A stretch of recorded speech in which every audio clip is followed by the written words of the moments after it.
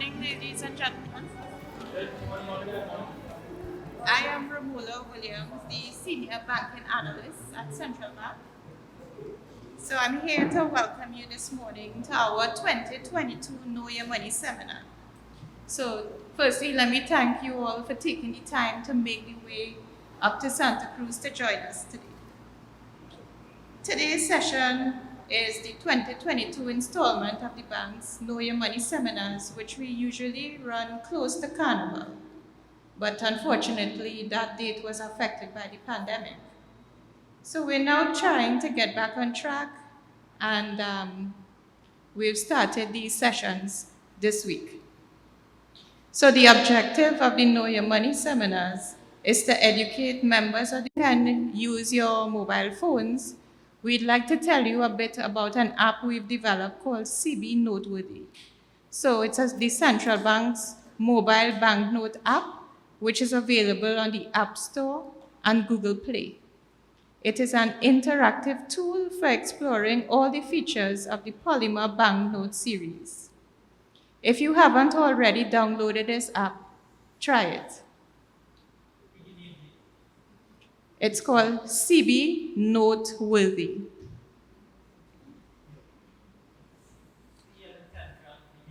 Yes, C as in central, B as in bank, noteworthy. So today we've partnered with our printer, Delarue. And Delarue is a global business with customers in over 140 markets, 7 locations, manufacturing locations across 4 continents. The organization is a trusted partner of governments, central banks, and commercial organizations across the globe. And it's the largest supplier of currency to the Caribbean region. So following the presentation, we will open the floor to questions. So I now invite Mr. Kenneth Surratt, the Executive Officer of the Blind Welfare Association, to deliver the welcome remarks.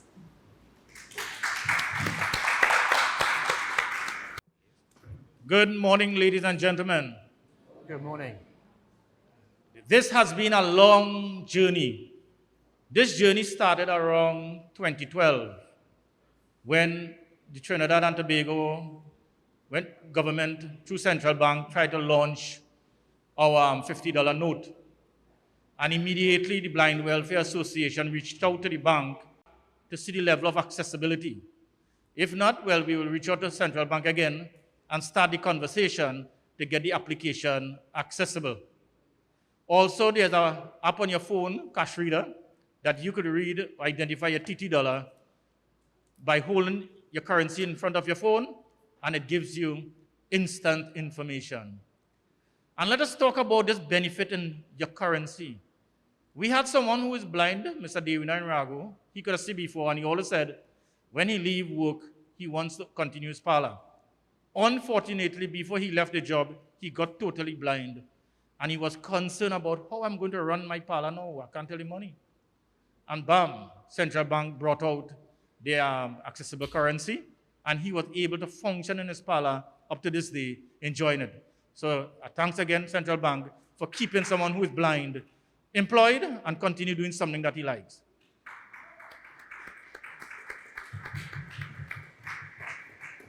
Moving forward, we have another challenge coming up. Central Bank is talking about digital currency. And we are in conversation with Ms. Crooks and the experts at Central Bank. And I'm certain they will work with us to ensure that the digital currency will be accessible. And once that happens, I'm certain the charges you get on links and so on, you will not get no charges, because whatever you pay for something is that what you'll pay. You would not be paying and then add additional charge to use links, because persons who are blind will now be functioning in a digital currency world like everybody else. So thank you very much, Central Bank. We are moving in that direction. And what I'm happy about Central Bank now, when they roll something out, we are hoping that they roll it consecutively. Just like how they're rolling it out for sighted people, we who are blind will also be able to use the features at the same time.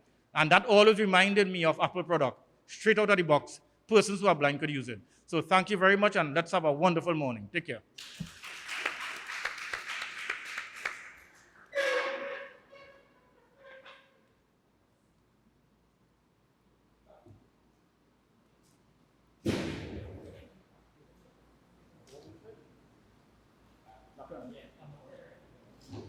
Thank you, Mr. Sirat, for your recognition of the central bank's initiatives for the visually impaired, and we look forward to continue working with you on more initiatives of this nature.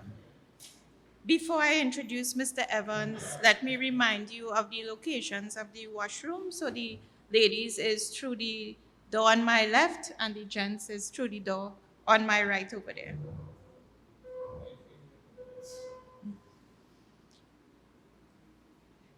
As I mentioned, we are pleased to be back hosting these in-person sessions at the bank. Well, and today we're very happy to come up to Santa Cruz to host with your members of the Blind Welfare Association. So it's my distinct pleasure today to introduce our facilitator, Mr. Garrett Evans of De La Rue.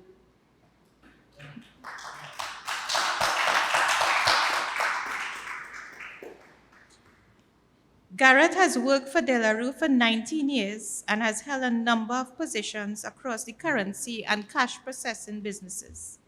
He is currently responsible for the management of De La Rue's currency business across the Caribbean and Canada.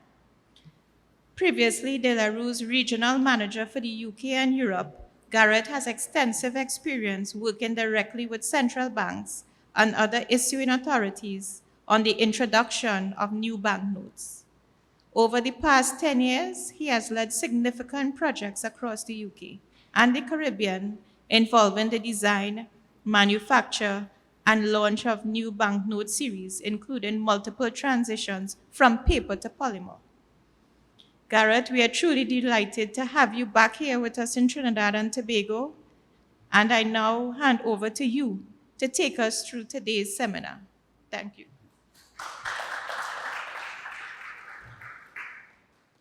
Thank you very much for that warm welcome, and good morning, everybody. I hope you're all feeling well and looking forward to this session.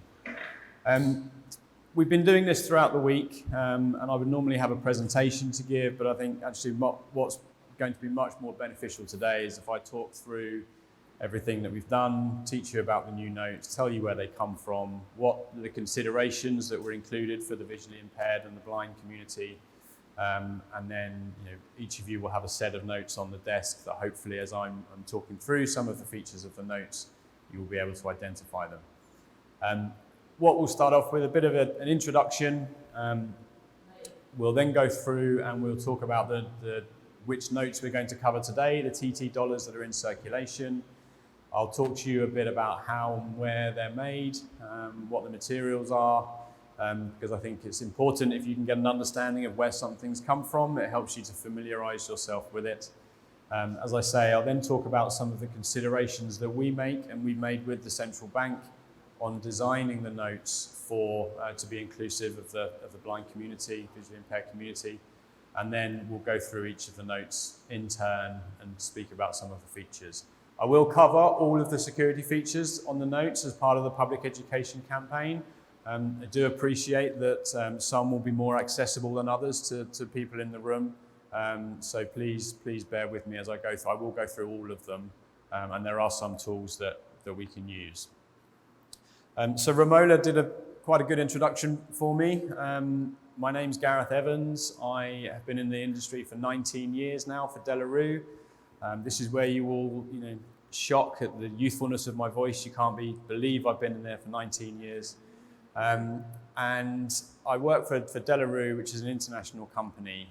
We first supplied currency, banknotes, to Trinidad and Tobago way back in 1907. And we've been honoured and proud to be the trusted partner of the central bank since its inception in 1964. As I say, we work with countries all over the world. We work with other countries in the Caribbean region as well. I have personally. So that's where we're coming from. In terms of the TT notes in circulation that we're going to talk about today, we are only going to be talking about the new series on polymer. Okay, so these are the new series that the bank has introduced, starting in December 2019 with the 100, and then following on through 2020 into 2021 with the rest of the series. We won't be covering any of the previous cotton paper banknotes or any of the previous commemoratives in this session, but information on those notes is available at the request of the central bank on their website, or by calling them for information. Okay, so the new polymer series then. Why did the central bank make the move?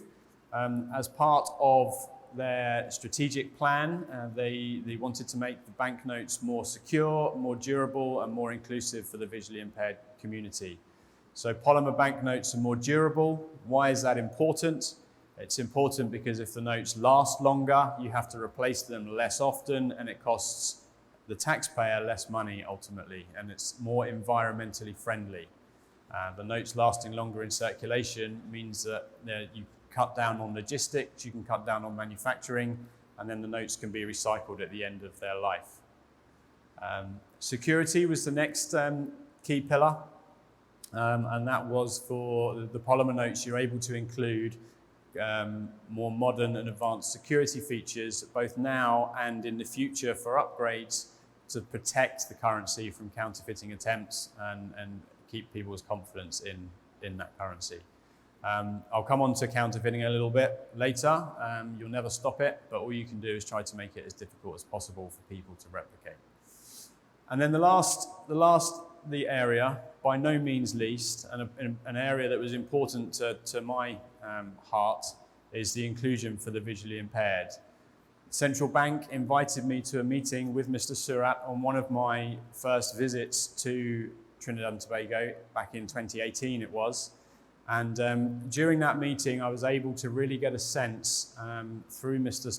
Surratt of the frustrations that you had with the existing currency. And it became quite important for me personally and for the central bank and for us to work together, that when we were designing the new notes, to make sure that we were making them as accessible as possible. So they're really the third thing. We'll talk about different things that you come on that we've included shortly. This session is really all about you, though. It's not about me. It's not about the central bank. So your feedback and your questions are incredibly important to us. We continue to learn. We continue to look at ways to improve what we're doing. So you will please ask as many questions as you can. Give us your feedback. Be as honest as you can be. And then we can always take those comments on board and look to improve again in the future. Okay, so talking a little bit now about banknote manufacture. Can anybody tell me where Trinidad and Tobago banknotes are made? Would anybody know? Feel free to shout out. And bearing in mind that I'm at the front, I'm a long way away, and you're all wearing masks, so you have to shout. In England, yeah. So your banknotes are Delaware based in England. We have our head office and design facility in the south of the country. We manufacture the polymer, the substrate that is the notes are made from in the north of the country, and then we printed them near Essex, near London. So they're printed in their entirety in the UK and then shipped to Trinidad. We often get the question, why doesn't Trinidad and Tobago produce their own money in the country? It's a great question. It's a valid question. Quite simply, it's prohibitively expensive for you to do it yourselves. And the equipment that you need to produce modern secure banknotes on an industrial scale is significant, and it is hugely expensive. One of our lines of equipment produces 1 billion banknotes each year, and your annual order requirement is nowhere near even touching the sides of that. So, if you were to produce your own banknotes yourself, you would have the equipment, you would spend millions and millions and millions of dollars buying all the equipment, and then you'd run it for about a week, and then it would sit idle for the rest of the year. That's why you print your notes over. That's why you outsource the production of the banknotes. Okay. So what is polymer? What are the banknotes made of? Anybody know what we mean by polymer? Yep, it's plastic. I know that plastic is a dirty word these days, particularly in this part of the world, and talk about the environmental impact of plastic. But when we talk about polymer for banknotes and plastic for banknotes, it is a custom-made thin film, and it is securely controlled. The central bank takes the notes back in at the end of their life to be destroyed, and then they can be recycled. Single-use plastics are really what is the problem in the world. Things like carrier bags, drinking straws, wrappers for food and agricultural processes and things, and that type of thing. So it is a plastic. What we do is we take that clear plastic and then we treat it and we print on it on either side to impart some of the substrate design, some of the security features, and give it some extra durability and make sure that we can print the banknote design on it. So that's what we mean when we say polymer. It's a thin plastic film. Okay? It's very different to the old cotton. We then move on to how we print the notes. Would anybody like to hazard a guess at how many different printing processes are involved in the production of your currency? 5? Fantastic. Educated guess or a good guess, but a guess and a right answer nonetheless. Well done. 5. Normally banknotes will have 4, 5 or 6 different printing processes. Your current notes utilize 5, and that is on top of the plastic, the substrate. Okay, so in terms of the print processes, there is a print process called offset or lithographic printing, and this gives the banknotes the background tint, usually in kind of pastel colors, the very fine pattern work for security. We can include features that are invisible in natural light, but then appear under ultraviolet light in this process. We're also able to print the front and the back of the notes simultaneously, which means that we can register features perfectly from the front to the back of the note. So when things are held up to the light, you can see them, they hide and reveal, or the clear windows and that type of thing. So it's incredibly secure and difficult for commercial printers or somebody in their bedroom with a scanner and an inkjet printer to do themselves. There's a next process, is like a screen printing process. Quite simply, this is like a screen with dots pushed in it, and then the ink is squeezed through there onto the surface of the note. We use that process to print high security inks that might shimmer in the light. They might change color, that type of thing. So that's a screen printing. The next process will be what we call intaglio, and that is an incredibly heavy, thick ink. It's what gives banknotes their raised feel when on the text and the imagery on the notes that you will be able to feel. It's incredibly heavy ink, it's incredibly expensive, and it provides the banknotes with that real banknote feel. It's what really makes a banknote, and it's prohibitively expensive for counterfeiters to try to get hold of that ink. And they are security controlled. The suppliers will only sell it to certified companies such as Delarue. Okay, the next process is what we call letterpress or numbering. Now this process is where we apply the serial numbers to the banknotes. Each banknote in circulation will have a unique serial number. Would anybody know why that is important? I'm sorry? Tracing, yep, exactly. So the central bank can track exactly what they've issued into circulation, and then they will know when it comes back in. It helps us as the manufacturer track anything. So if there's an issue with any of the notes with a particular serial number, we know what batch it came from. We can track it back through the manufacturing process. But it also provides a help and assistance for protection against counterfeiting. As every serial number in circulation is unique, if you have 2 banknotes that have the same serial number on it, you've probably got a problem because you will be holding probably at least one counterfeit in your hand. Okay, so that's one thing to look for, a serial number. All the banknotes contain 2 serial numbers, one vertical on the left-hand side of the note and one horizontal on the right-hand side of the note, and those serial numbers will match. Okay, if you've got a note with different serial numbers on it, then you may have a problem. The letterpress printing is also important for adding the unique tactile feature. That's in the bottom corner of the reverse of all of your new notes. We apply that in that process as well. It's basically embossed into the note, and the nature of the substrate means that it stays embossed in the note for the duration of the banknote's life. So incredibly important. And then the next process that your banknotes go through is a varnishing process.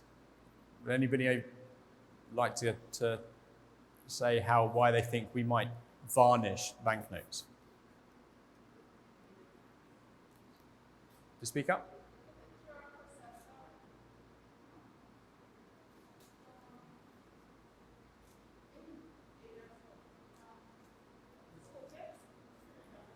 So I'm struggling to hear you. I'm so sorry.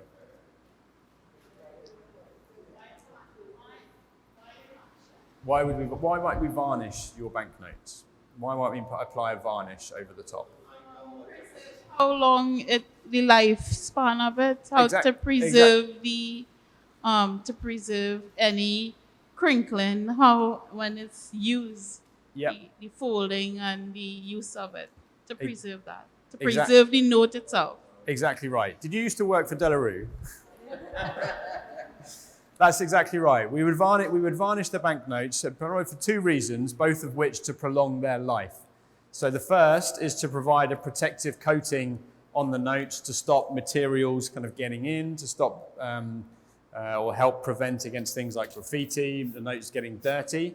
But the second thing is because this is plastic and the ink is printed on the top, over time, naturally, that ink will start to fade.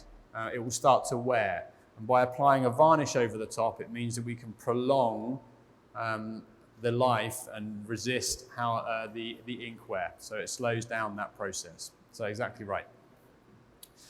Okay, so that's kind of how they're made. The next, does anybody have any questions so far?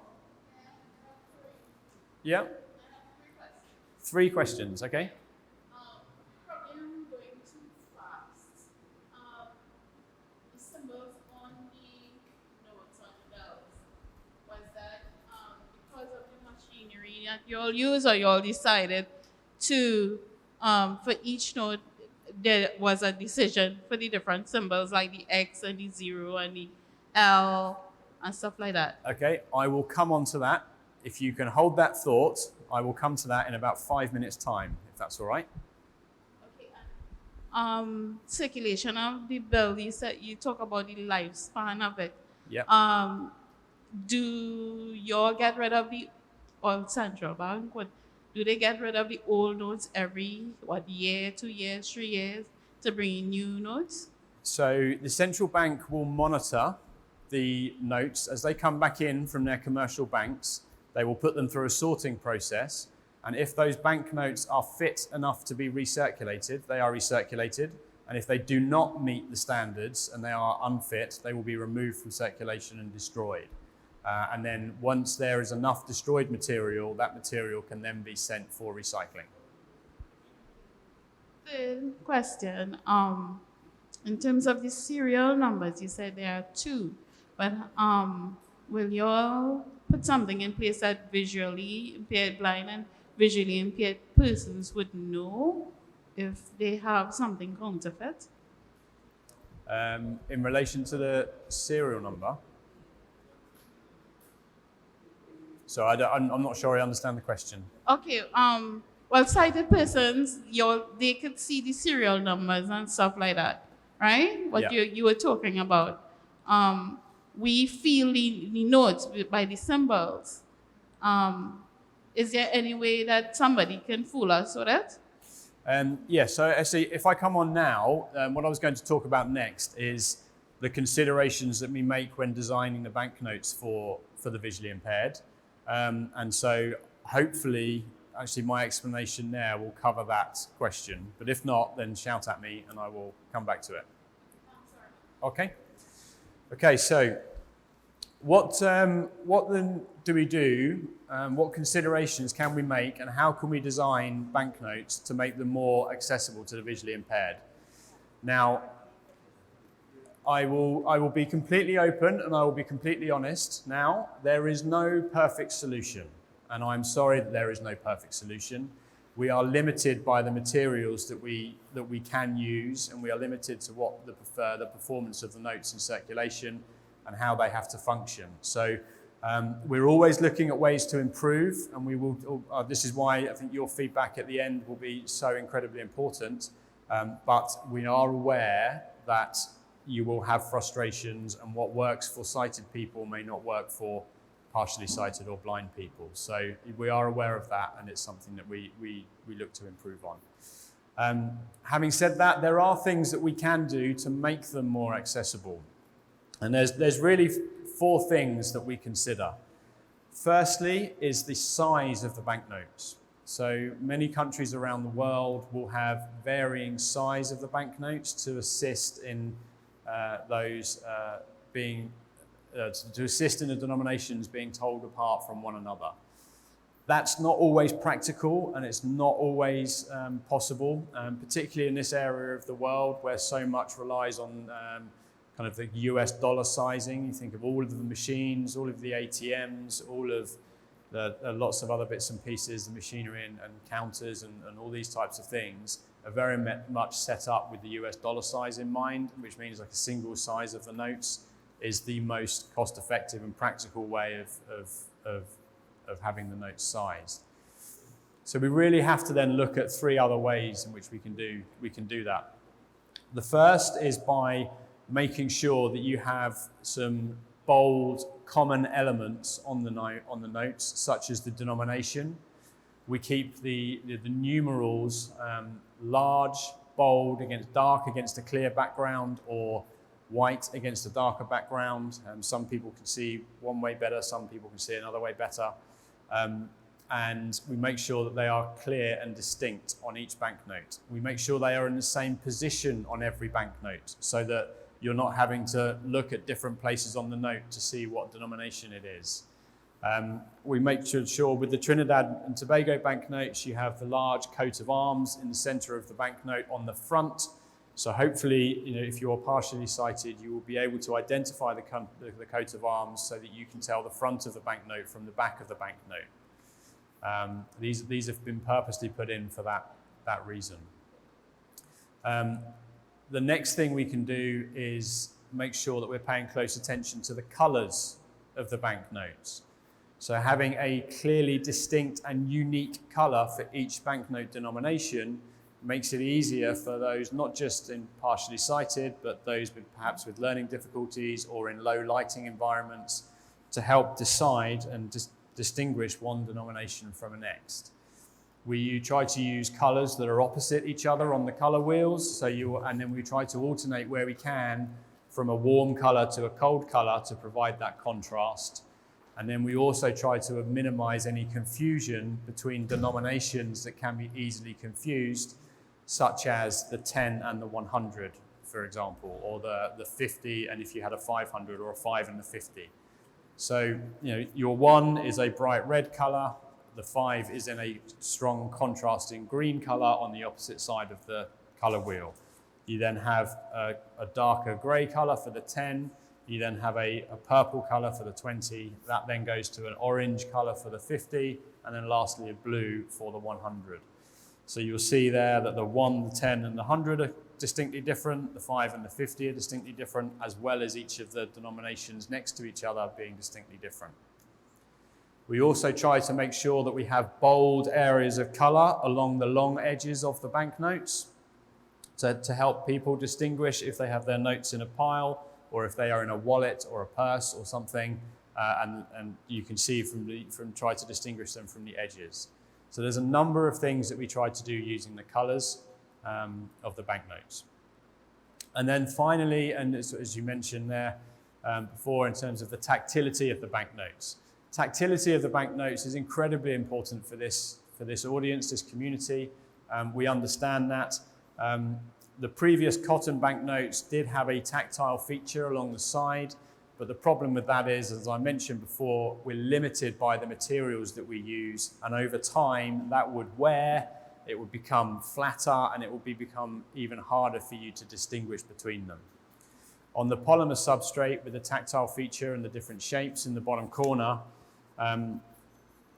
these shapes should last the useful life of the banknotes. So once they are embossed in, the substrate retains that shape.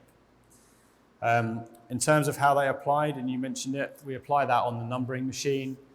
It is a series of dots, and they are arranged into unique shapes for each denomination. During the development of this product, we worked with the Bank of England, the Royal National Institute for the Blind in the United Kingdom, and there was a number of different ways in which these tactile symbols could be applied to the notes. So some notes will have kind of a series of dots, so they might have 4 dots for a 5, 8 dots for a 10, 12 dots for a 20, and then 16 dots for a 50, for example. That works in the UK, in the Bank of England, because they've only got 4 banknotes. When you then have countries where you have more banknotes, such as Trinidad and Tobago, who has 6, the Eastern Caribbean, who has 5, Barbados, who has 6, that kind of approach isn't as practical because you start to run out of space and you are limited by what you can actually fit onto the notes.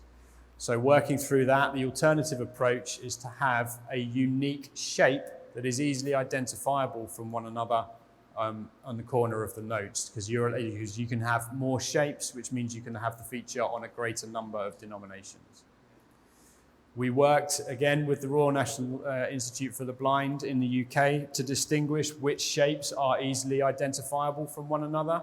And then they came up with a range, I think it was about 8 or 9 shapes, all of which could be clearly distinguished.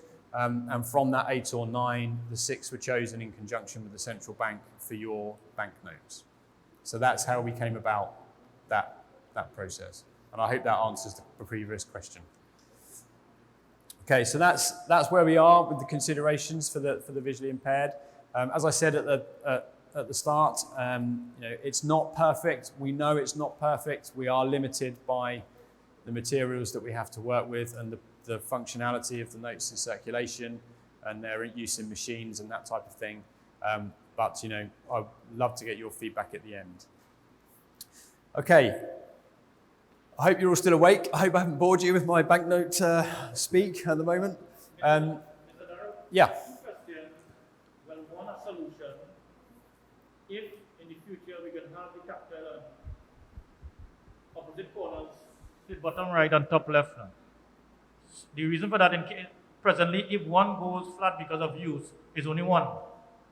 But if you have one, the same symbol on top left and bottom right go up opposite. Yep. There's one option. Yep. And B, I having a challenge because you have, say if I go to another country, and if the shapes are the same, I will find difficulties in identifying a Trinidad dollar from an Eastern Caribbean currency because I think they use the same symbols. Yep. And the size may be the same. Yep. How can we work around that?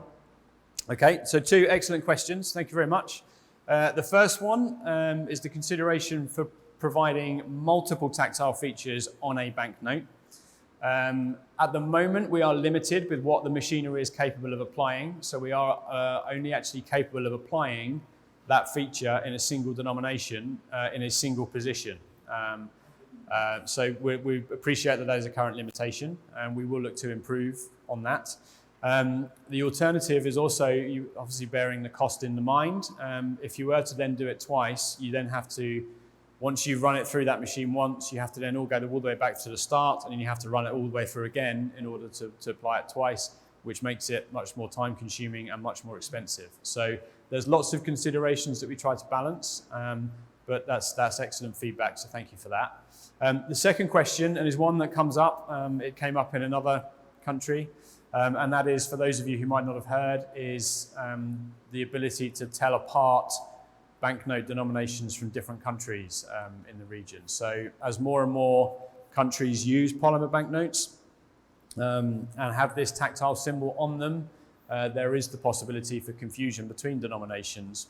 What we have tried to do in this region is we have tried, where possible, to put the tactile feature in a different position on the note. So, for example, the Trinidad and Tobago is on the back of the note in the bottom left corner. The Eastern Caribbean is on the back of the note, it's on the other side of the note in the opposite corner. So actually, in theory, they're in a different position. You can feel the ECCB on the front of the note. I think so. The ECCB is on the front of the note in the top left, whereas the Trinidad is on the back of the note in the bottom left. So in theory, it shouldn't be confused. It's difficult. We did consider speaking with the central banks we did speak to a couple of the central banks to see if we could standardize it in some way. So at least then, if it's a 50 in Trinidad, then it's a 50 in EC, and et cetera, et cetera. But you have different exchange rates, you have different values, and it's not the same. So you wouldn't want to try to standardize it in that way, because then it would become even easier for somebody to try to deceive you. So as I say, it's not perfect. We've tried to manage it as best we can to make them distinguishable from one another. The priority has been to make sure that you can distinguish the 6 Trinidad and Tobago banknotes from one another, but that was a consideration as well. There is one more with Yeah. the Central Bank of Trinidad and Tobago consider endorsing the application for the 4, or B, the app that Central Bank developed if you don't have a money read on it. So would the central bank consider new developments of the app to make them more accessible? No, we said accessibility, we can use it to identify the currency also. Alternative currencies, TT currency. TT currency. Yeah, so I think they said have an app now.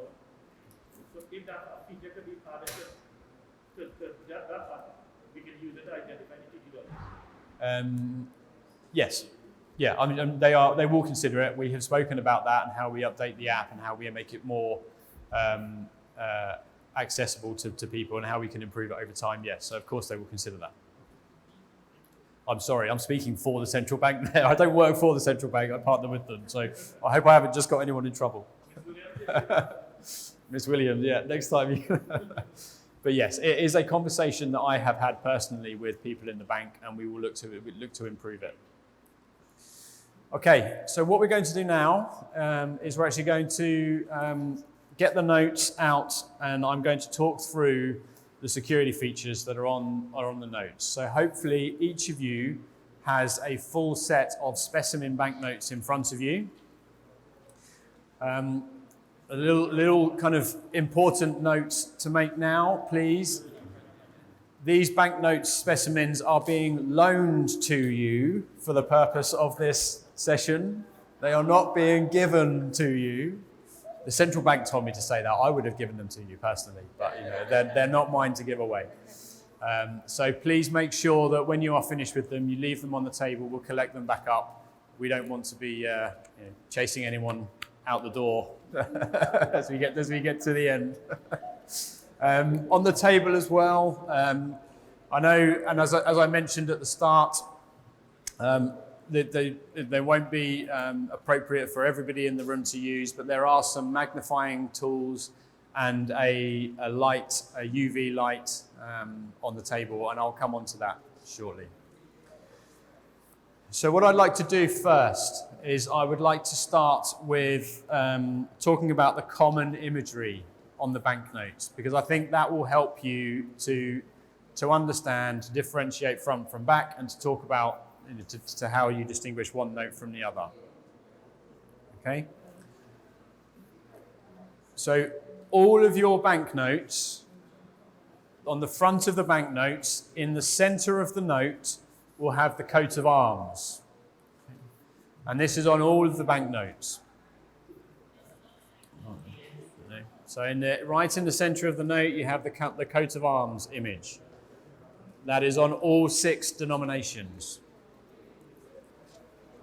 Over to the right-hand side of the notes, you have the flag of Trinidad and Tobago in the top right-hand corner. And underneath that flag you will have the banknote denomination in a bold colour against a lighter, clearer background. Okay? So that, hopefully, for those who are partially sighted, that will assist in you being able to tell the front from the back and to know which denomination you are holding. Okay?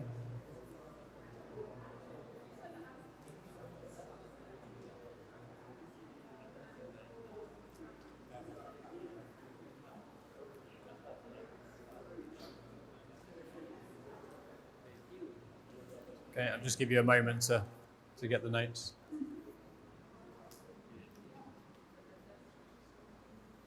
Okay. So when it comes to authenticating your banknotes, there are 4 things that we tell the public. And remember, when we're doing this type of training, there are 4 things that we tell the public to do to look for, to evaluate, to authenticate their notes. The first one of those is to feel the note. We want you to feel the banknotes.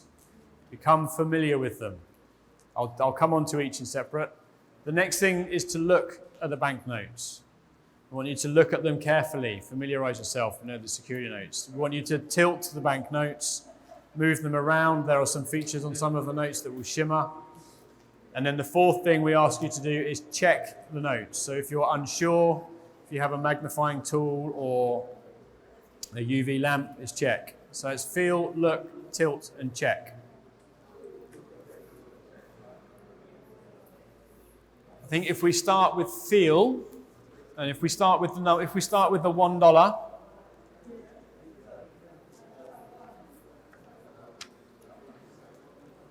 and feel the notes. If you are able to identify the front of the notes, if you feel the front of the notes at the top edge, along the long edge of the notes at the top, is the text, Central Bank, Trinidad and Tobago. And that text you will be able to feel is raised. That's along the long edge at the top. Okay? So the note has a smooth surface, and then you will be able to feel that this text is raised.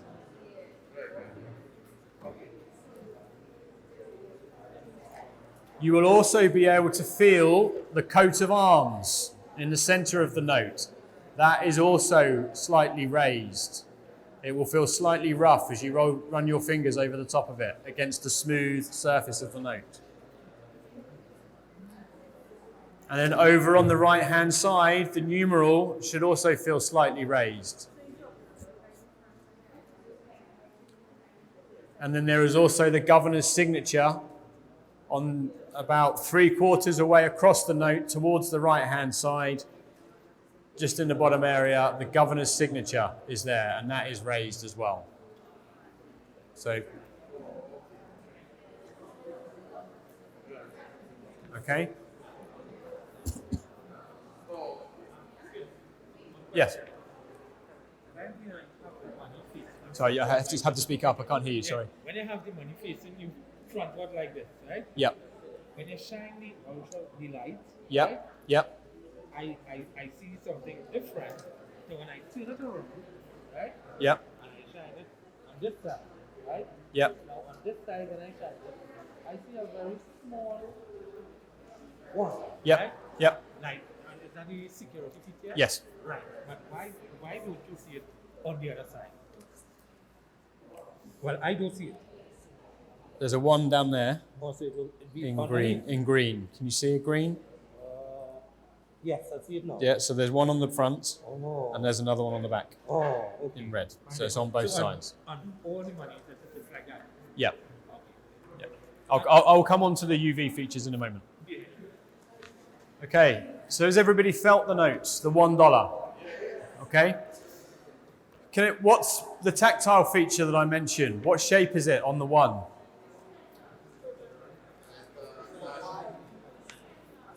Like, I speak up, I can't hear you. It's 10 dots in the shape of a rectangle. Okay? And that is on the back of the notes, on the back of the notes in the bottom left-hand corner.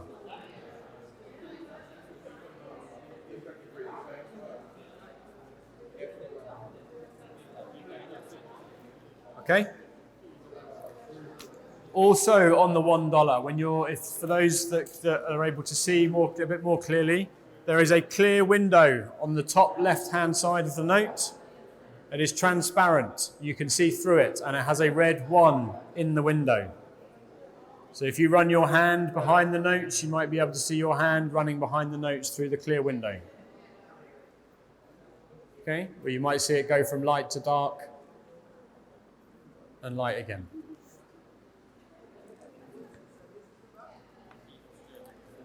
There is what we call a hide and reveal feature on the notes. So again, with the front of the notes, you have the window in the top left. In the bottom left, you have a dark red parallelogram shape panel. If you were to hold that note then up to the light, or if you shine a strong light behind it, you will see a numeral 1 appear in white. It is a hide and reveal feature. Okay? That feature is on every single note, and it is in the same position on every note. The only thing that changes is the number. So there is a 1 on the $1, there is a 5 on the $5, there is a 10 on the $50, and so on, 10 on the $10, sorry. Forget that. I'm tired, it's been a long week. And then when you get to the 100, there is a 100 on there. Okay?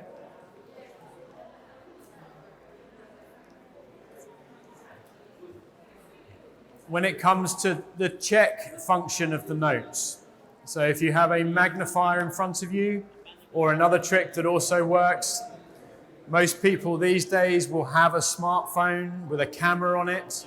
If you open up the camera and you zoom in as much as you can on the camera and hold that over the note, you will be able to see some areas which have what we call microtext. And so on the top, if you look at the front of the notes, you have bold panels at the top and at the bottom. And within there, you will see the repeating word 1, 1, 1, 1, 1, 1.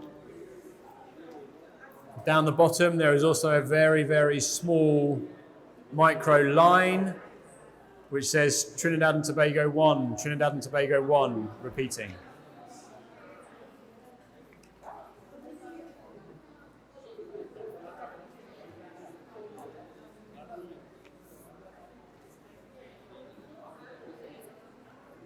Okay. So is everybody happy with the $1 so far? Okay. The last thing on the $1 that I want to talk to you about is there are what we call ultraviolet UV features. So on the front of the note, on either side, if you shine a UV light on it, I don't know how well you can see that around the room, but there will be fluorescing features that fluoresce under a UV light. You will also see on the right hand side a green fluorescent 1 comes up. Okay.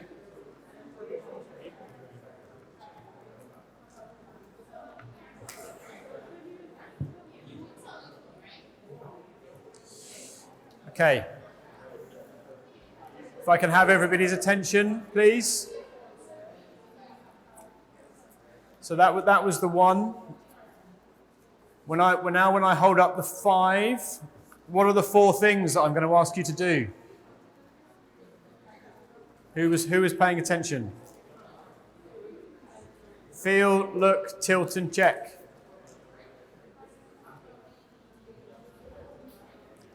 So on the 5, same thing. The common imagery, the large coat of arms in the middle, the large bold denomination on the right-hand side shows you the front of the banknotes. What is the tactile feature on the 5? When you feel the notes, what's the tactile? It's like an L shape. Excellent. Clearly distinguishable from a rectangle. So it's an L shape. Okay. The other tactile the other features, the raised print, will be exactly the same on the 5 as they would be in the same positions as they were on the 1.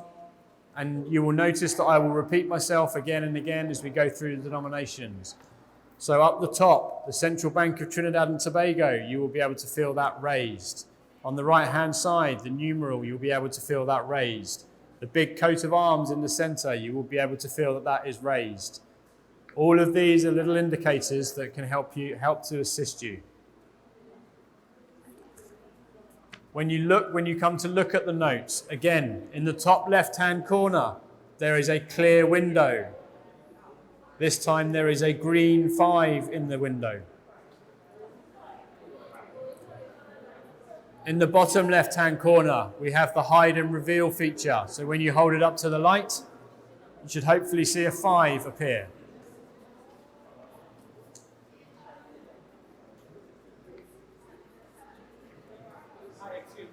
Yeah.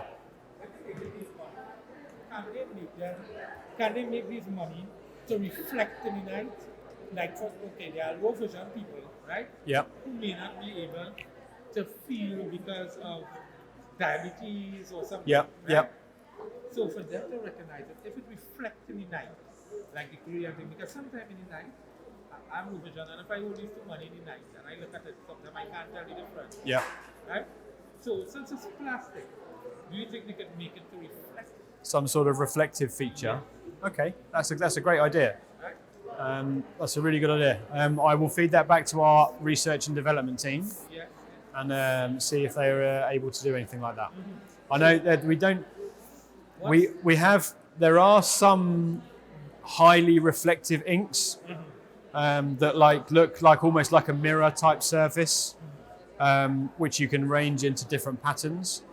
That feature wasn't available when we were producing these notes. It's only come out in the last year. So these were made 2 years ago. So maybe something like that. It's something they can give consideration. Yeah. There are only lifespan of polymer before going to another side. I'm sorry, can you repeat that? The cycle of lifespan.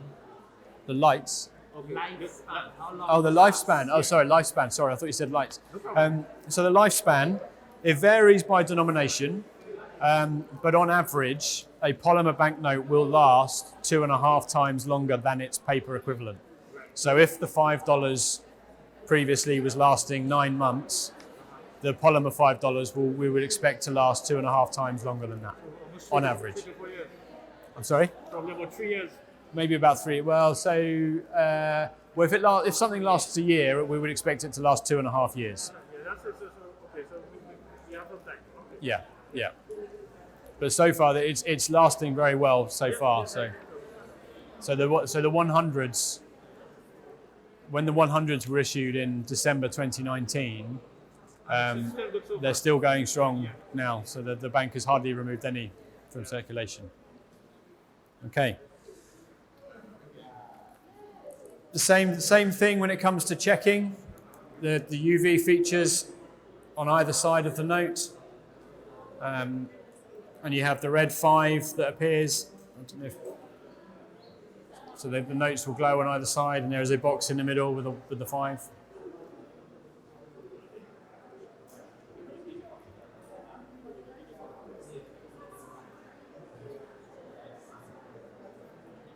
Okay.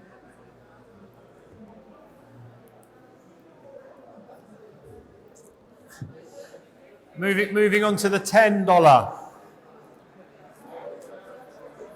If we move on to the $10, exactly the same thing now. I'm going to repeat myself. I know I'm going to start boring everybody. I'm repeating myself again and again. But it really is for that benefit of rote learning, I guess is what they say.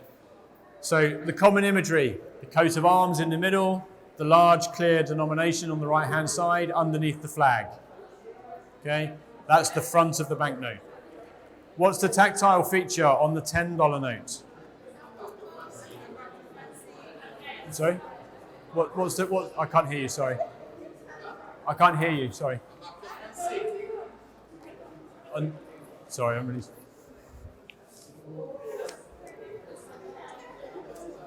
Sorry, I have to put my mask on to come close. I couldn't hear you. Sorry. Excuse?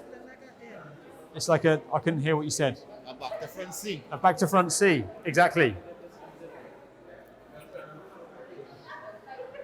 Sorry, it's very echoey up here. I'm struggling to hear your question. So it's a C.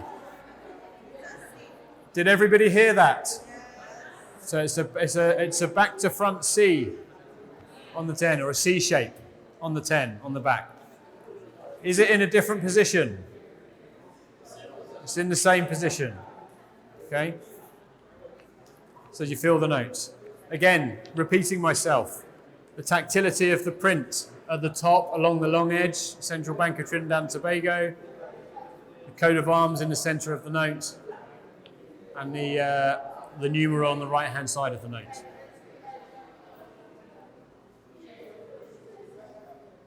Okay?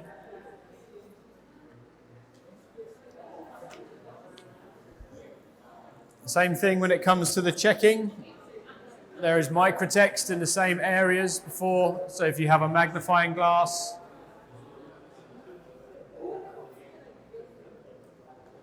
you'll be able to see in the top panel, repeats the word 10, 10, 10, 10, 10. Same thing down the bottom. You have the number 10 inside the large numeral. You have lots of smaller 10s.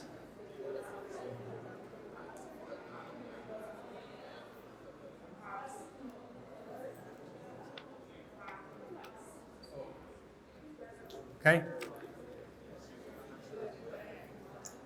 And then the same thing for the check the ultraviolet features. So on either side of the note, and you'll see the features reflect. And then you have the block with the 10 in the middle. Okay?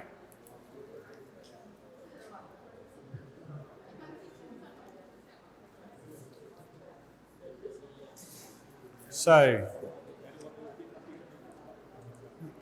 is everybody okay with the 10?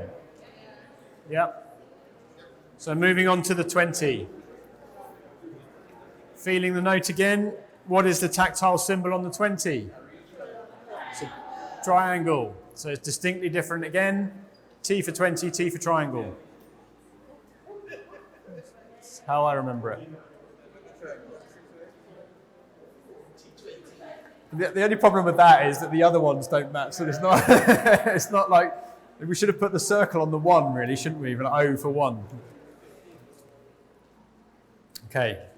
So again, common imagery, front to back. The tactile symbol is in the same place. And then the raised print along the top, along the long edge, with the bank title, the coat of arms, and the large numeral. Now the 20 has an additional feature on it as we start to come up. So the 20 has a second window on it in this area. So it has the window in the top left as before, but now across the middle of on the left-hand side of the note, in the middle, you have a second window in the shape of the hummingbird. So you'll be able to see through that. As you tilt the note around, the wings of the hummingbird, the body of the hummingbird, and then slightly underneath it, shimmer in the light as you tilt it. It's got this pink shimmery ink on there. Catches the light. And just underneath the bird's beak, you might be able to make out a 20 as it catches the light as well. Okay? So that's feel, look, and tilt on the 20. Last thing was check. The microtext is in the same place, so if you have your magnifier on these top and bottom panels, or on either side on the back. And then you have the UV features. Again, this one's my favorite banknote.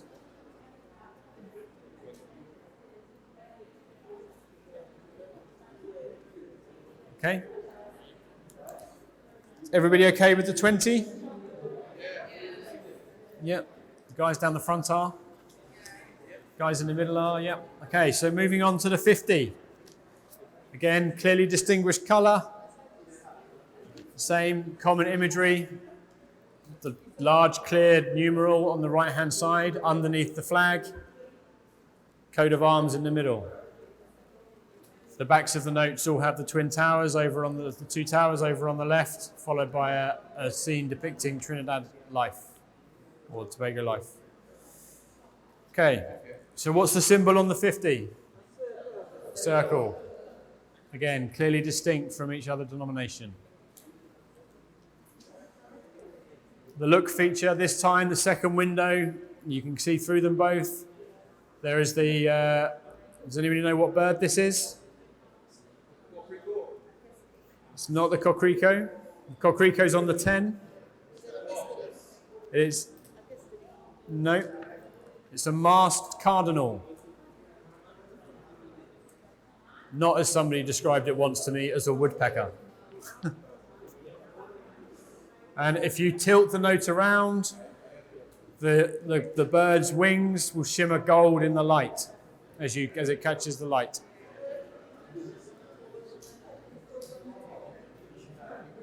Okay. The hide and reveal feature there, so as you hold that note up to the light, the 50 will appear in that bottom right-hand corner panel. Okay. And then the check features exactly the same again. So if you have your magnifier on the note or your mobile camera zoomed in, the top and bottom panels on the front will say 50, repeating 50, 50, 50.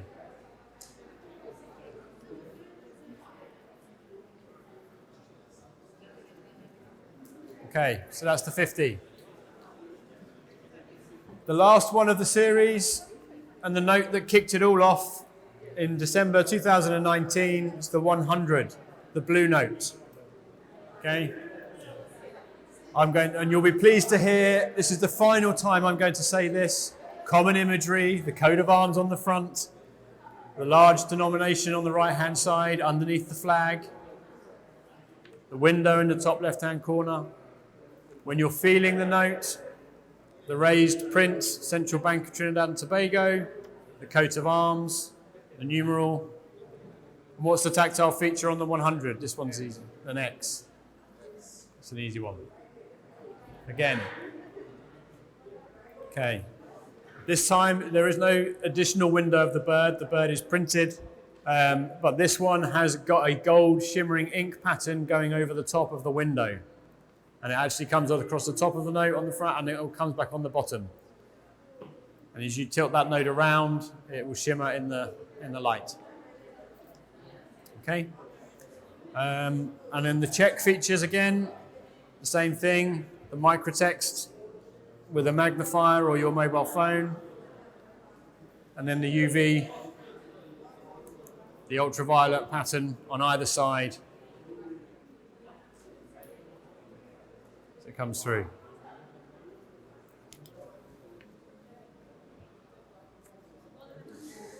Okay, so that's all of the notes. I think I've been through the main security features that we would teach everybody about. So the clear window, the 4 principles: feel, look, tilt, and check, and the main features to look for.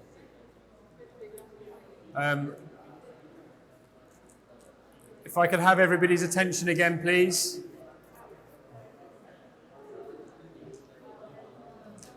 You all.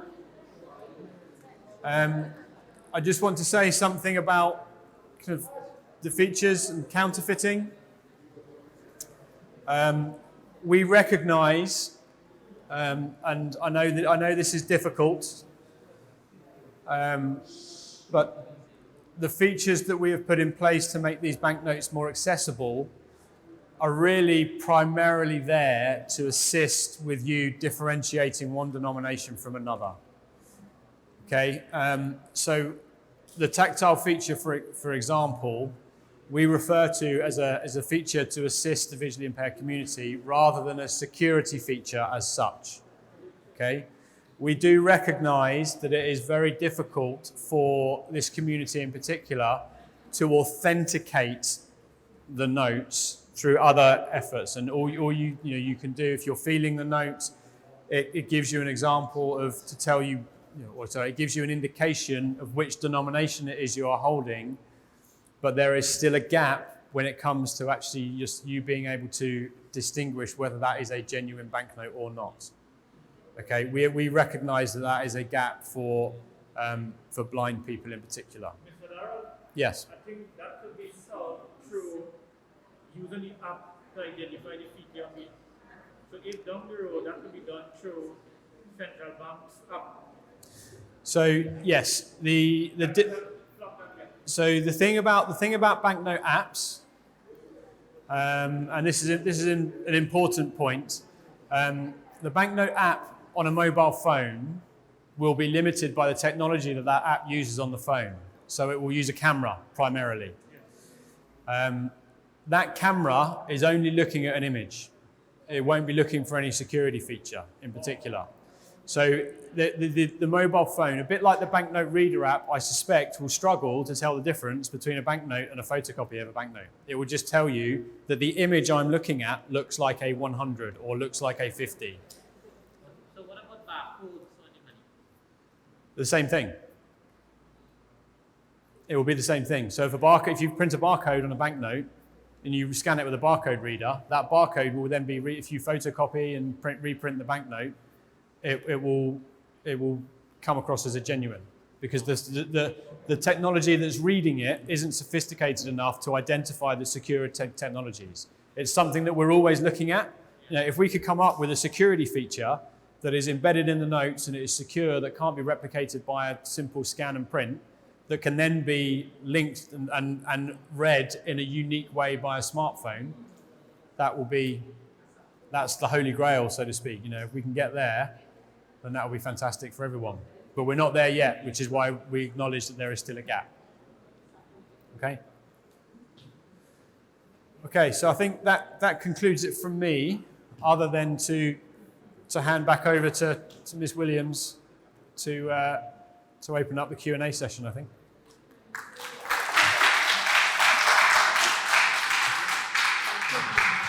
Thank you very much for your attention. Okay, thank you. At this time, we will continue with the question and answer segment.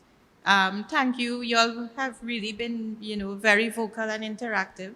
So we'll ask if anyone else has any other questions. You can raise your hand and the microphone will be brought to you.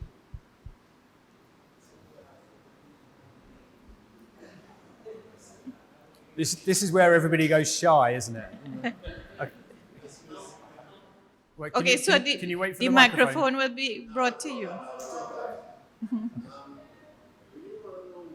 It is because in America, okay, they have notes, and even though $1,000 note, why it is we don't have $1,000 note?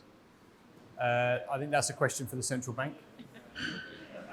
I would happily print them $1,000 notes, but I think the value of such means that you don't need one.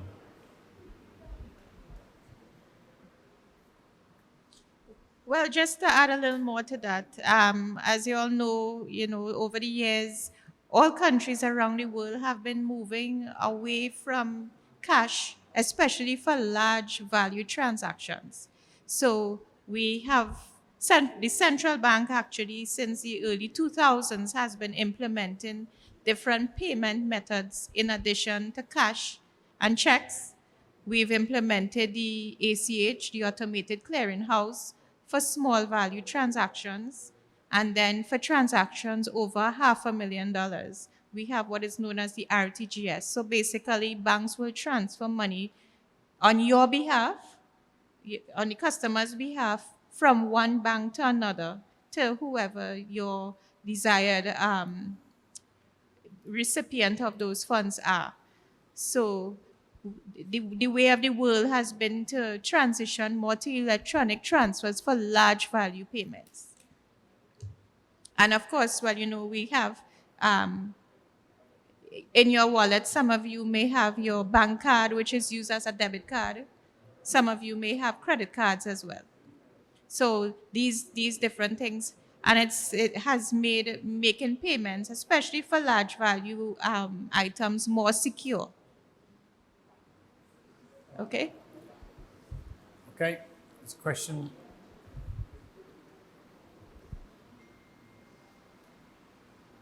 So, what is called the dots, right? On the side.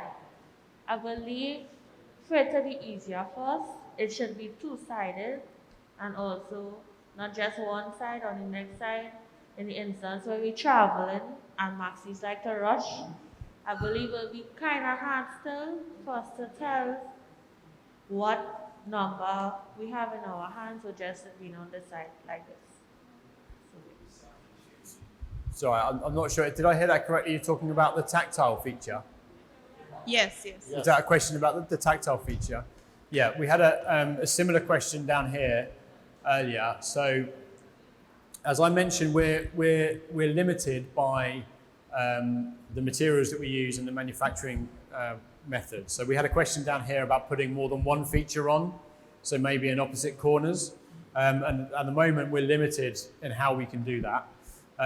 We did also put a question, there was also, during the development of the feature with the RNIB in the UK, Royal National Institute for the Blind, we discussed whether having a feature on both sides would be better or not, and actually their view was that it probably wouldn't be better, and it would be better on one side because it's in the same position every time and in one location. So if the feedback is that it would be better, the other consideration that we had here in the question is if you put it on one side, as this is a process which embosses the symbol into the material, when it gets through the end, we will have to then turn over the millions and millions of banknotes, in their sheet form, and then run them through and do it again on the back.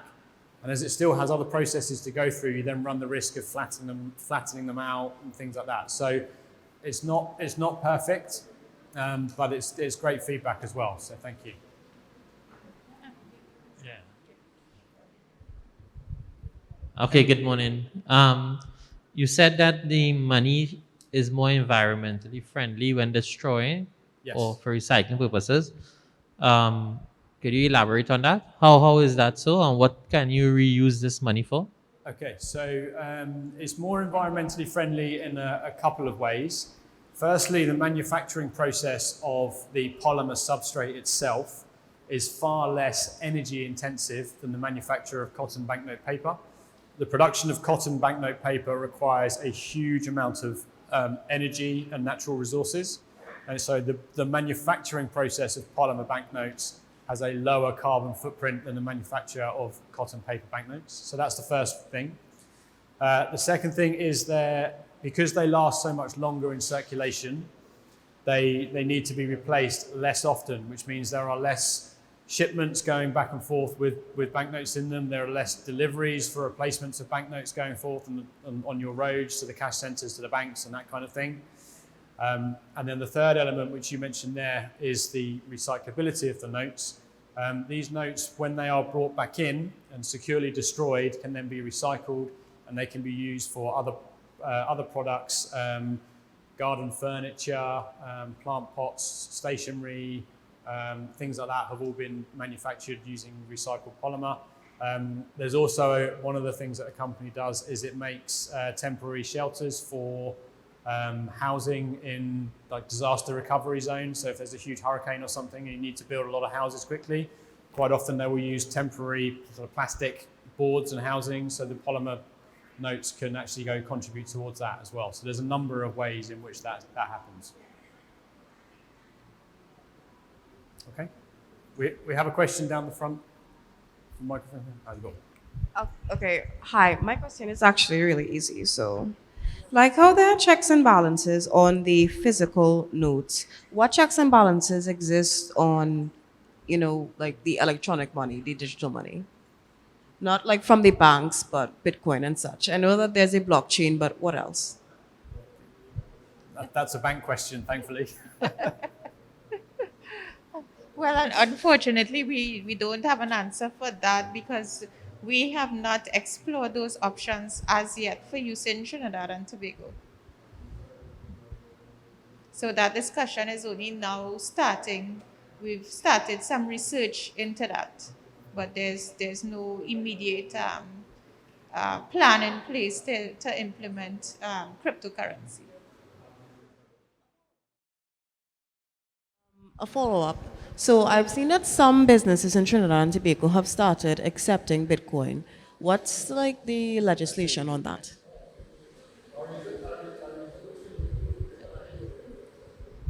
Okay, that's a very interesting question. Unfortunately, I cannot give a definitive answer. Um, I'm not aware that we have legislation in place as yet. I believe these things are still being developed. So what happens in the UK as well? So when it comes to accepting Bitcoin as payment, there's no legislation for that in the UK either. But private businesses are basically to accept whatever payment they deem. They could say, give me your goat if they wanted to. If you walked in there, it's basically you can offer them payment in it, whichever form they want. If they choose to accept it, it's down to them. And that's how it works in the UK.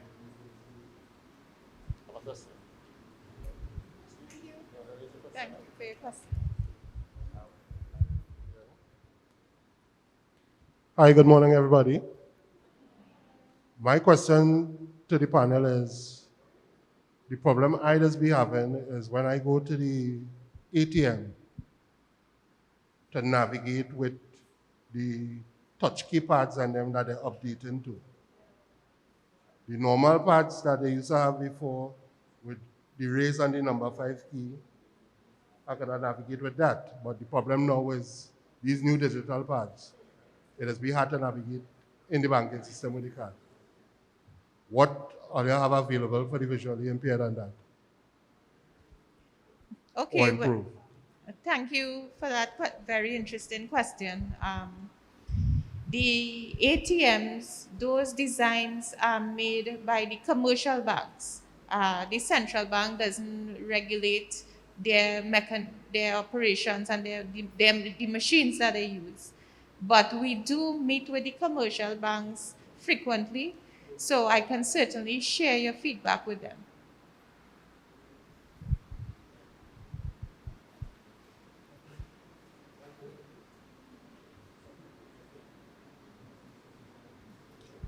Are there any other questions?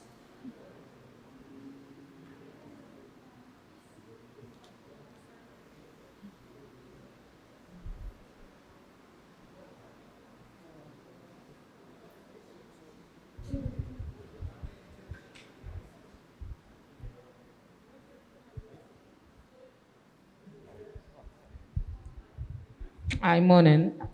I just want to ask a question pertaining with the same ATM problem. I remember the ATM used to take from money you had collect money, you used to get from 20 and upwards, right? Now the question I want to ask, why they change it from 20 to 50? Because most ATM must is like 50 and up. Okay, thank you for that question. Another very interesting one as well. And again, the commercial banks, they determine how they operate and what notes they put into the machine. I guess the higher denominations would be better for them because it means they have to refill the machine less. The currency will last longer, hence the prevalence of using the $100 and now the $50 notes. So if you think about a long weekend like what is coming up, you'll have more people having to use an ATM to access cash this weekend because the bank is closed on Monday. So the higher the denomination, the more funds will be available. So, because we know how it could be inconvenient, you pull up at an ATM on a Sunday or a Monday evening on a long weekend and it's, you see, out of service. That means it's empty.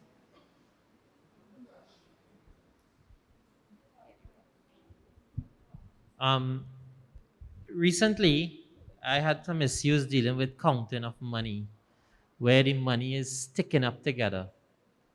And you're counting money and you're counting two notes as one sometimes. Is there any suggestions how to deal with that? Okay, so because polymer is a slightly different material, it can be prone to static and it can be prone to stick together. Our advice on handling the money would be to make sure you're taking care, obviously. But if if you've got some notes together, if you kind of separate them, like move them around before you do them, sometimes knocking them on the table and make sure they're separated before you count them, that can help.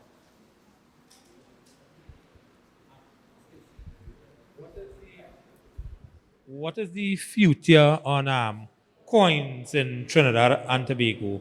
I see you all have done away with the 1 cent. Are you all going to finish with all coins, or the central bank will keep the coins in circulation for a longer period of time? Okay, there's no immediate plan to eliminate all coins. We continue to have coins in circulation. What we have done is change the metal composition of the coins.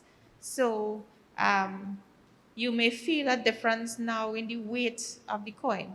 So we're using less metal and more alloy. There's a different mixture for the coin. So they look more or less, so they look the same in terms of the design, but the metal composition is different. And that has enabled us to save some money on the cost of minting the coins.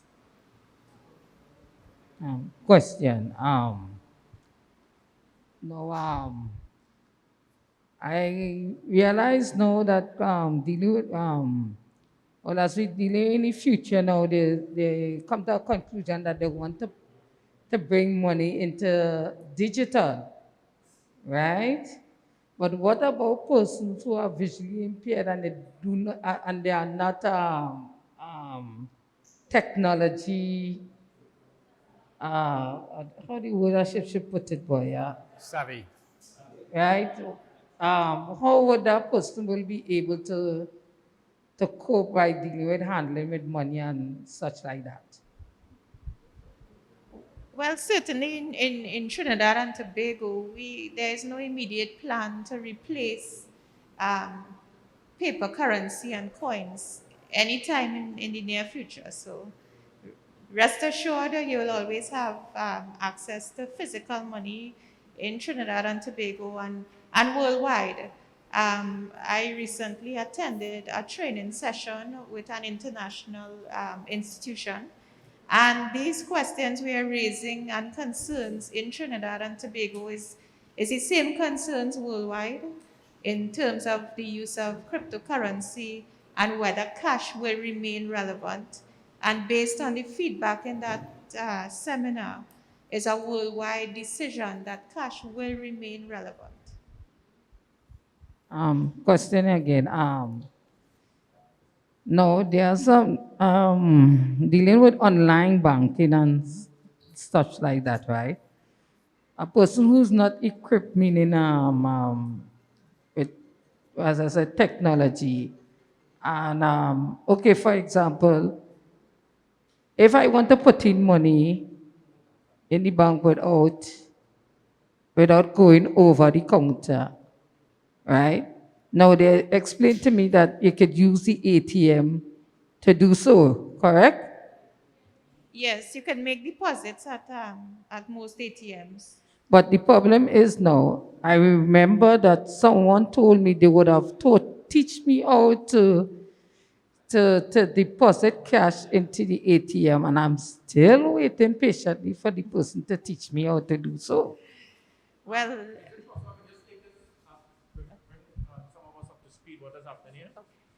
Okay, what the Blind Welfare Association is doing, we presently trying to engage the Bankers Association of Trinidad and Tobago, because some of these questions may not be for Central Bank, but how do we work with the Bankers Association of Trinidad and Tobago to make their websites? There are several, well, today may not be the day to discuss it, but there are many items we want to discuss with the Bankers Association of Trinidad and Tobago, and they promise that they will try and meet with us as soon as possible. So once that happens, you all will be informed of what is happening pertaining to getting the commercial banks to work with us to make their website accessible, the ATMs. Like presently, Royal Bank ATM is accessible. You walk with your headphone, your jacket in, and you could do your deposits using a Royal Bank ATM. So that I just need to bring you up to date with that at this moment. Thank you very much. Okay, thank you. Thank you, Mr. Surat. So I guess you're coming out of this session, you have a long list of items to discuss with the Bankers Association. Okay, do we have any more questions pertaining to the features of the paper currency? Polymer currency, sorry.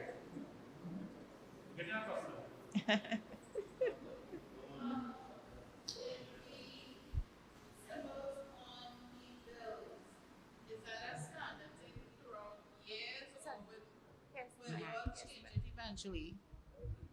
The features like the birds, the different birds. Well, I know but the birds will that stay or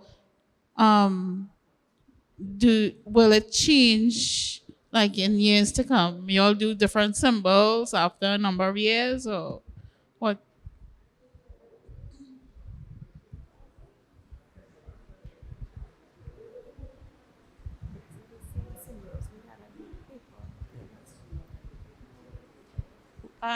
Okay, again, another very interesting question. Thank you.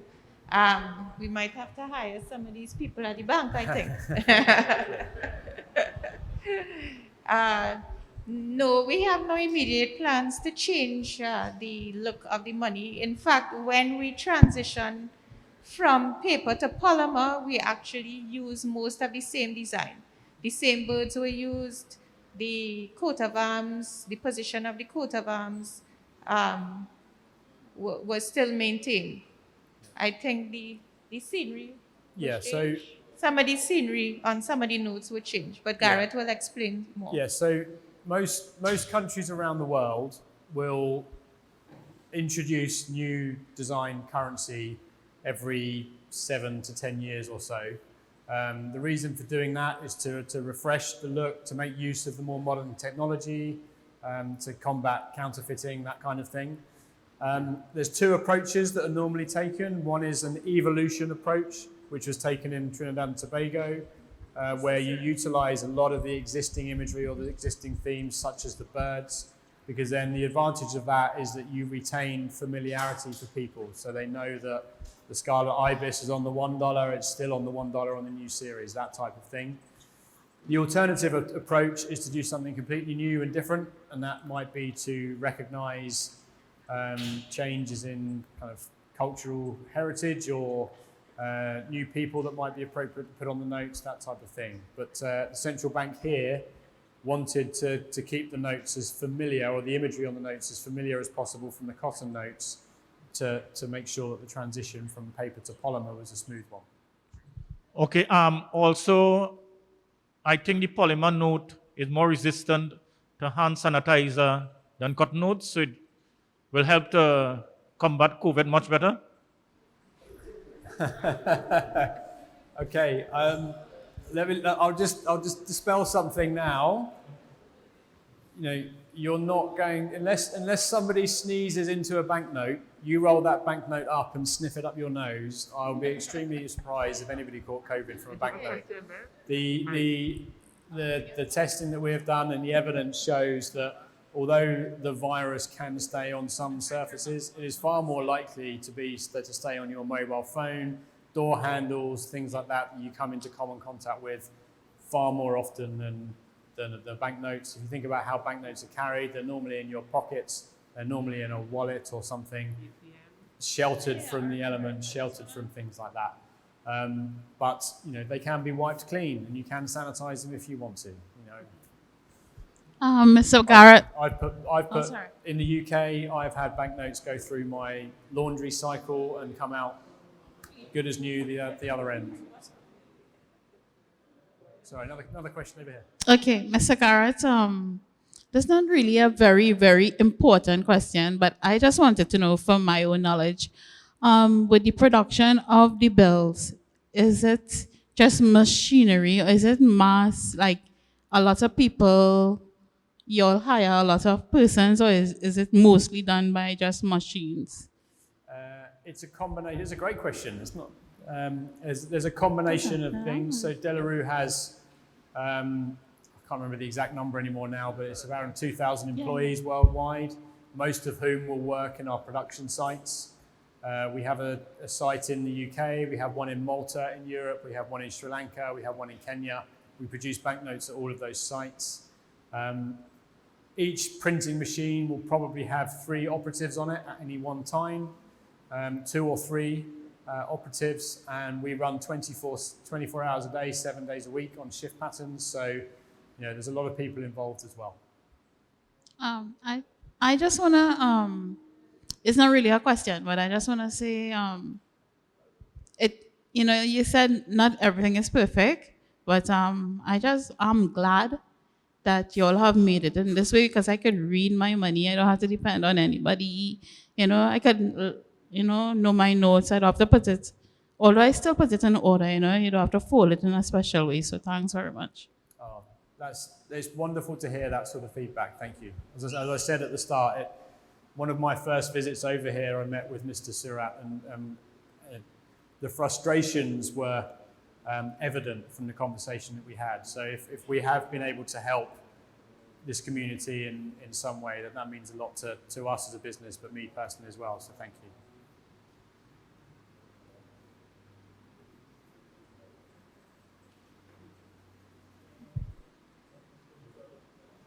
Are there any more questions?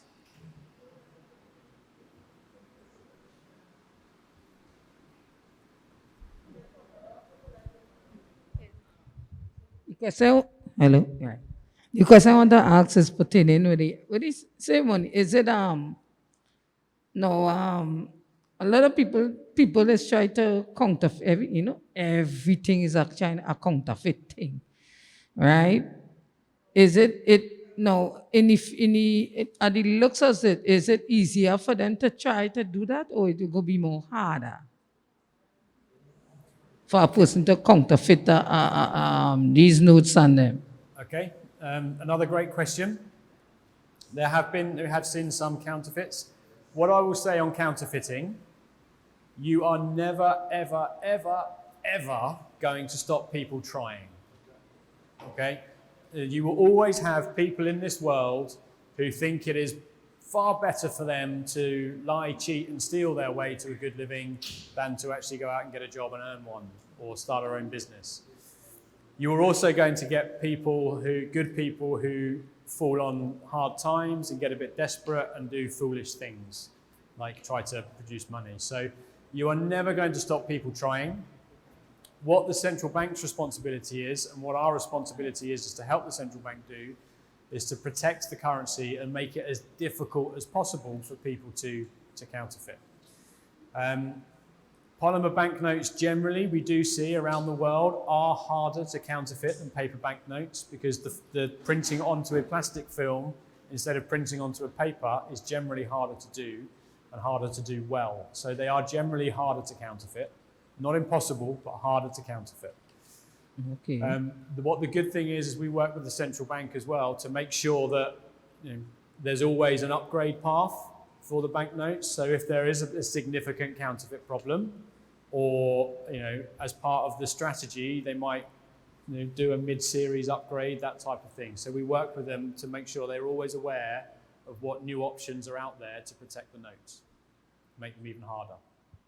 But question again, after a period of time, now as time go by, everything people, as again I said, with the counterfeited, because okay, for example, I saw a counterfeit $20 bill. It looked exactly like this, but just the only thing it was looking, like if it would feed, like if it was feeding, but yet still it still end up pass.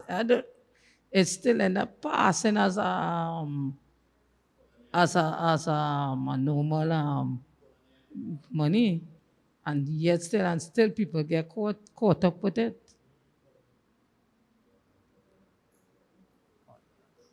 Sorry, I'm not quite sure. I didn't quite hear the question. Sorry.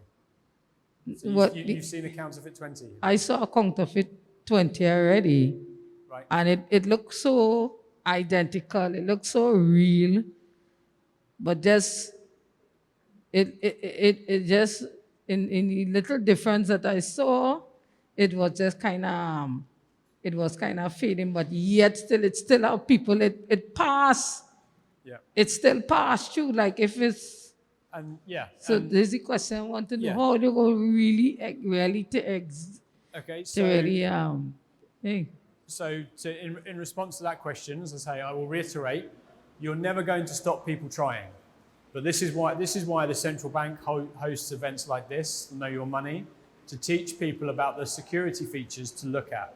Because I've seen a counterfeit 20, I've seen a counterfeit 100, I've seen counterfeit UK money, I've seen counterfeit money in the Eastern Caribbean, I've seen counterfeit money everywhere you have it. But none of the counterfeit notes that I have seen have the security features replicated that I've shown you today.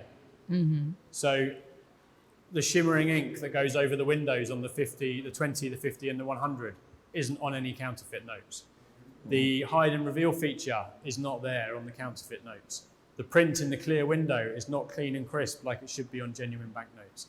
So if you're ever in doubt, check your money thoroughly and compare it back to one that you know to be genuine. So you can able to identify the difference. Sorry? So you can able to identify the difference. Yeah, exactly. And because our next question, according to our history, you all ever had a $2 bill? I heard talking about it. My parents had talked about it already, but I just was very inquisitive.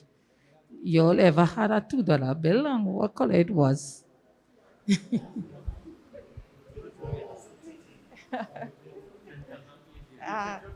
Well, unfortunately, I'm a little too young to answer that question.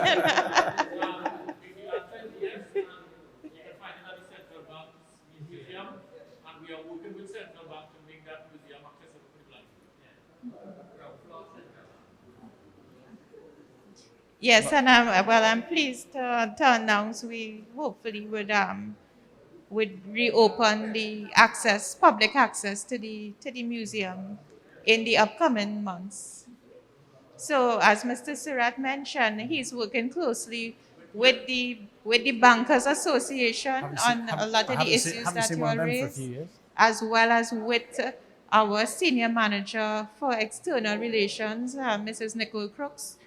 He works directly with her, and hence these initiatives that we have.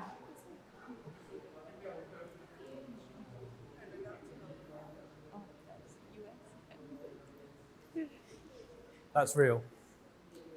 Yeah. Not a lot of people know that, but the US has a $2. Okay, so we this session is really going very well, and we're very sad to bring it to a close. But unfortunately, we do have to return to the bank because I've taken some of the staff that actually work with processing the money to bring them here today to assist you all. So at this time. Well, you have to return to the bank. I don't. Oh, Mr. Surratt just wants to say something.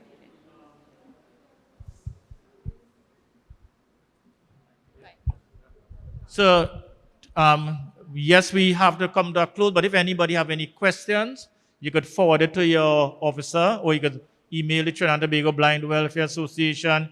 You could WhatsApp whatever questions you have. You could also forward it to us, and we will try and get the answers for you. So thank you very much, and it was a wonderful session.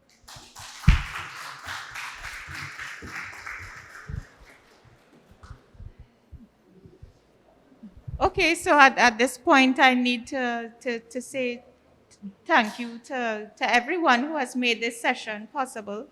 Um, Firstly, to our very enthusiastic and interactive audience, you've really made this session a pleasure for us at the Central Bank, and we sincerely thank you for taking the time to come up to Santa Cruz to participate in the session and really to be so vocal and to share your ideas with us. Secondly, we wish to thank the Blind Welfare Association and in particular Ms. Quinton, who has done an excellent job in ensuring that all arrangements were in place for today's session. Thank you, Ms. Quinton.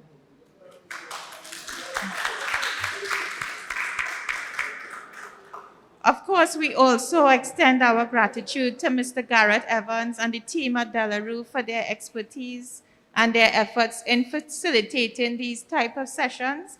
So Garrett, as you know, has come all the way from England just to be here with us.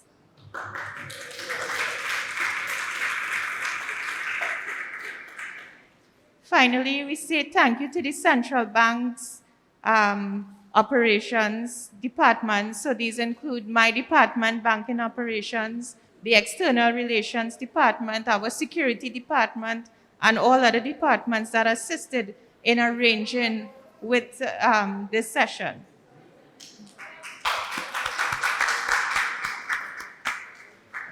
And for those of you who can, we remind you to download CB Noteworthy on your mobile device and take advantage of all that you've learned today. We will place this year's presentation on the bank's website, and we will advise Ms. Quinton when this is done so she can share it with the membership. So remember to continue to stay safe while you're out. Wear your mask, wash or sanitize your hands, and maintain your distance. As we close, we invite everyone to remain in their seats as refreshments will be brought to you. Once again, thank you.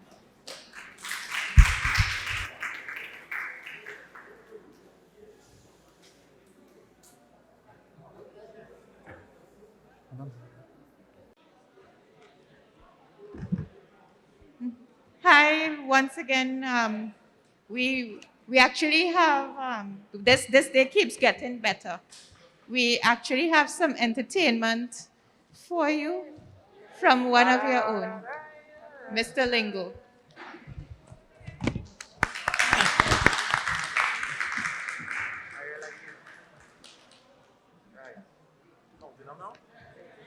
Put the mic back in.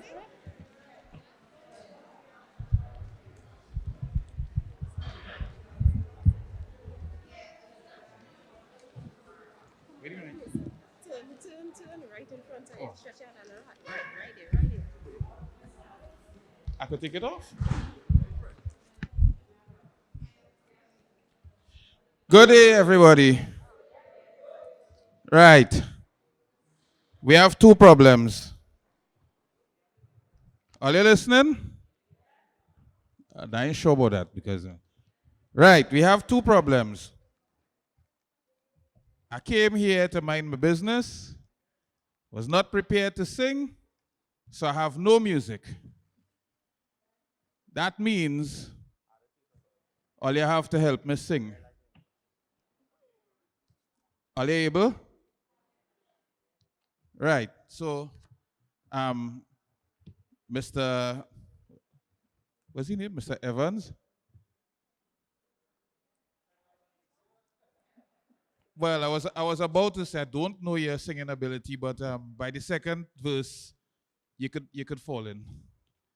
It's simple. The chorus is very simple. Right? Are you ready? Some of you know it. Badam badam badade. Badam badam badade.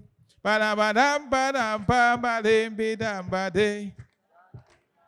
One more time. Badam badam badade. Louder, I can't hear from here. Well, this morning I came to see how we does manage with money. Yes, man, I don't want to gloat, but I was so happy that we have polymer note. Understand where I'm coming from? We get that gentleman came quite from England. Yes, man, wicked and wild. He come to explain how the money now turn tactile. Ba-da-ba-dam, ba-dam, ba-da-day. Ba-la-ba-day-da-day-day-da-day. Ba-la-ba-day-da-day-day-da-day-day-dam-ba-doy. Mr. Evans, you come here and spoke to us, and you know that we didn't make any fuss.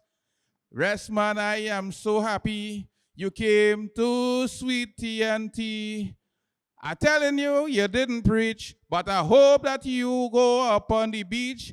I know that you didn't come here to Skylark, but I hope you eat some doubles and bacon shack. Ba-la-ba-dai-da-dai-da-dai. La-ba-dai-da-dai-da-dai-doy. Ba-la-ba-dai-da-dai-da-dai-dai-lamba-doy. Well, I telling you, I have to speak frank. I have an issue with the central bank because they come here and talk to we and they ask me to sing for free. I'm telling you, it is not too late, and I hope one day they will reciprocate. And just because I am singing for free, one day I hope to see my face on our currency. I gone.